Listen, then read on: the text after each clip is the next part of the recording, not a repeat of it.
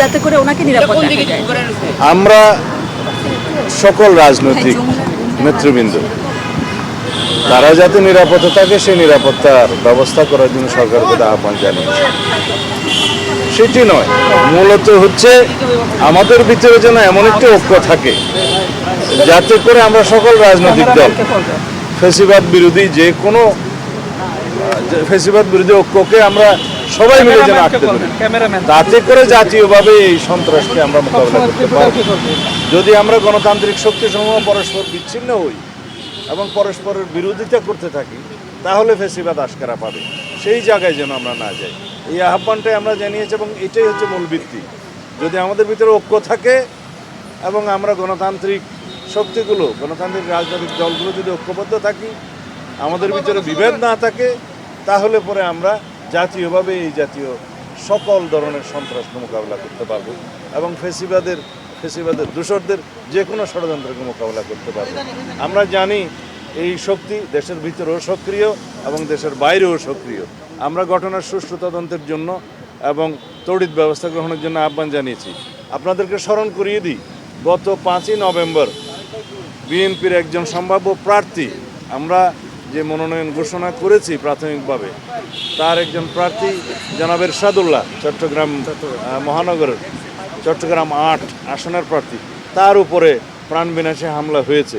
কিন্তু তারপরে আইনশৃঙ্খলা বাহিনী কোনো কঠোর ব্যবস্থা গ্রহণ করেনি এবং যথাযথ তদন্ত করে যদি তার বিরুদ্ধে মানে সন্ত্রাসীদেরকে গ্রেফতার করা যেত, আইনের আওতায় আনা যেত, তাহলে হয়তো এরকমের ঘটনা আরও হয়তো ঘটতে উৎসাহিত হতো না। যারা এগুলো করছে তারা যখন মনে করছে যে তারা নিরাপদ থাকতে পারে, তখন এই সমস্ত ঘটনা আরও ঘটে। সেই জন্য আমরা স্বরাষ্ট্র মন্ত্রণালয়কে আরও বেশি সক্রিয় হওয়ার জন্য আহ্বান জানিয়েছি, তাতে প্রয়োজনীয় ব্যবস্থা যেন মাননীয় প্রধান উপদেষ্টা নেয়। আমরা রাজনৈতিক দল হিসেবে আমাদের সর্বোচ্চ অঙ্গীকার এবং আমরা প্রতিশ্রুতি দিয়েছি, আমরা এই বিষয়ে সর্বোচ্চ সহযোগিতা করব, বহাল রাখবো। ধন্যবাদ। তিনি বলেছেন যেন একটা যৌথ স্টেটমেন্ট আমরা সবাই মিলে দেই এবং ঐক্যবদ্ধভাবে কাজ করি। আর ইনকিলাব মঞ্চের যে সভাটা আজকেও চলছে, তারা আগামীকালকে এবং পরশু হয়তো তারা একটা প্রতিরোধ সভা জাতির একটা আহ্বান করবে শাহবাগে অথবা 21শে শহীদ মিনারে। সেখানে যেন সকল রাজনৈতিক দল অংশগ্রহণ করে। আমরা প্রতিশ্রুতি দিয়েছি যে আমরা যাব। আমরা ঐক্যটা দেখাতে চাই, ফ্যাসিবাদ বিরোধী, সন্ত্রাস বিরোধী জাতীয় ঐক্যটা দেখাতে চাই। এটাই হবে আমাদের শক্তি। একমাত্র এর মাধ্যমেই আমরা এই জাতীয় ঘটনাকে রুখতে পারবো। ধন্যবাদ।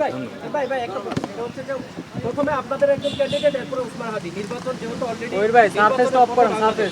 আরো কোনো প্রার্থীর উপর হামলা ইতিমধ্যে আইনশৃঙ্খলা বাহিনীও কয়েকজনকে সতর্ক করেছে।